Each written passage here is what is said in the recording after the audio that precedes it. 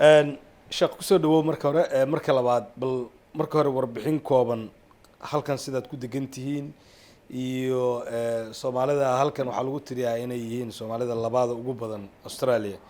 bal arrimahaas marka hore بسم الله الرحمن الرحيم الحمد لله رب العالمين والصلاة والسلام على أشرف الأنبياء والمرسلين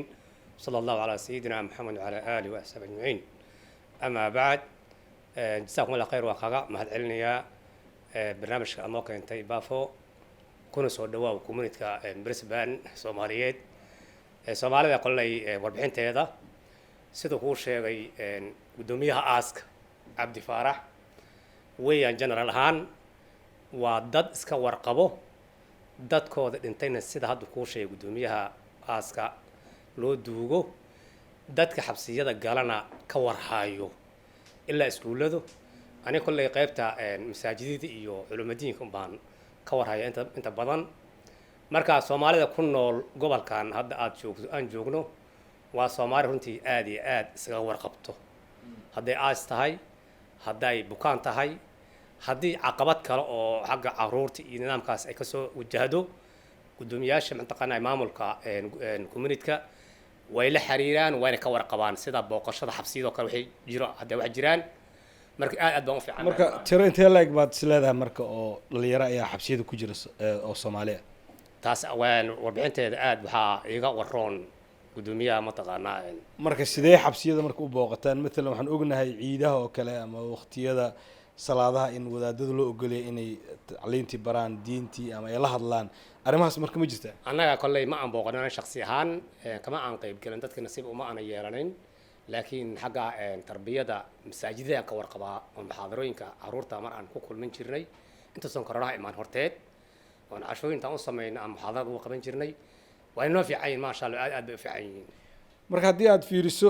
ilmaha halkan ku dhashay ama kuwa ku koray ama kuwa dhawaanaha yimidba dabcan waxaan is leeyahay magaaladan waxay leedahay iskuulo islaamiga oo caruurta ay idin dhigtaan marka caqabado ma jiraan marka oo aad kala kulantaan jaaliyadaha kale halkan maya aad iyo aad fiican yihiin intaan ka warqabo aniga kulay 5 sano jooga caruurta xaga laga keenay ku inta joogo waxaan is leeyahay ku inta ku dhashay maadaama aan arkay waalidiinta dhalay aad u fiican yihiin dadaal hayaan hadday masaajid tahay hadday iskuul ay tahay weli maan arkin wax caqabad oo islay aan isnaraano dhibaato Soomaali ku soo wajahan weeye cabsi qabid way jirtaa oo bi'ada ku dhaqanahay aad baa loo cabsi qabaa laakiin dadaal mada bay muujiyaan qodayaasha ilmaha dhal waalidiinta marka xilligii corona-han uu jiray 2 sano ugu dambeysay waa tii lockdown la galay masaajidda la xiray meelo badan bal arrintaasi mislahayd weli in intaasoo bilowda masaajid laga maqnaan karo aan la dukan karin xaqiiqdii arrintaas ayran waxay noo noqotay aad iyo aad caalamka markasta muslimiinta ay joogaan caqabad ku noqotay ahayd cid islaheedna ma jirto masaajid baa arrintaas loo xiraya cid islaheedna ma jirto laakiin maadaama ilaahi subxaana watacaala uu yidhi ardada dhammaanteed masjid baa kaga dhignaa meel kasta ayaa taraawiixda lagu tukanayay ciidahana lagu tukanayay marka saas darteed إلهي وأنا قد القاضي هذا مساجدات عادي وش شغال هذا ما سنتها بسم الله الرحمن الرحيم مقعيق وحال إرادة علي عدو عمر وكتر سن كوميونيتي اللي إرادة صومالي أسوسيشن وف كونسلان وحن آدي آد وفرح صناعي قلبته إن الله كل ما وريه بافو وما أنت بوغشن نقيمت نجانا وري صناعية وحيالها مارت كوميونيتي وصومري أما أوقر شيء سن ayaan rabnaa maartay maxaan ku raadayna warbixin ka bixina uguna jawaabna inta aan ka war hayna sidaasaan maartay maxaan ku raad soo istaagay waana mahadsan yahay aad iyo aad buu mahadsan yahay maartay imaatinku noo imaaday iyo kulanku nala kulmay magaaladan ka war marka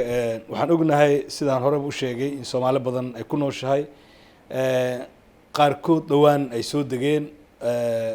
qaarna ay ka soo gureen New Zealand dad badan oo New Zealand ka soo guray ayaa jira iyo kuwa oo qaabab kala duwan halkan ku yimid bal qaabkaad ugu nooshiin hadii aad kormarto magaaladan horta Soomaalidu joogto maartay aad iyo aad maartay maxaan ku raawaa dad aad iyo aad u wanaagsan waa dad maartay maxaan ku raawaa marka la fiiriyo dhaxdooda maartay maxaan ku raawaa wax oo dambiyo ay isku sameeyaan ama dhaxdooda ka dhacaysan jirin dad aad moodin maartay maxaan ku raawaa in isku hooyada isku aaba ay wada yihiin inta aniga aan joogo kulay 10 sano meelaas camal aan joogaa weli ma arag maartay maxaan ku raawaa wax qabiil iyo wax ma aan munaasib ahayn wax la isku ataagay wax ciyaal isku sameeyaan xataa aanan arag ciyaalkooda banooniga ay wada ciyaaraan kooxay ka wada tirsan yihiin maabooyinka sidoo kaleeta maarata meelaha arooska ay isugu imaadaan waa iskala qayb galaan meelaha fadhiyada ka jiraan maarata maxaan ku rahaa way isugu imaadaan marka wax dhib ah maarata maxaan ku rahaa soomaalida dhexdeeda ka jira oo muuqda maanan arag aad iyo aad baan maarata arrintaa uga faraxsanahay marka waxaa leedahay jaaliyad halkan degan waa iska warqabtaa aad iyo aad waa ka warhayaa maarata maxaan ku rahaa jaaliyadan kulley saan kuu sheegay maarata maxaan ku rahaa 10 sano oo complet aan halka joogaa hal sano oo iyo bar oo ka horreyn waxaan joogay meesha la yiraahdo Tanisfield halka markaan imaadayna maarata waxaan u imaaday community kulley maarata dad odayaal ay joogeen odayaasha ayaga baan ka mid noqday kadibna hadda maarata rag yar oo dhalinyaro ee Soomaalida waxa ku imaada tin madow ayay tala ku hartay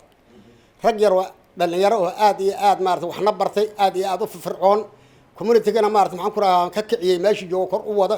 on aad iyo aad ugu mahad celinayna ayaa hawsha ayada hadda la wareegay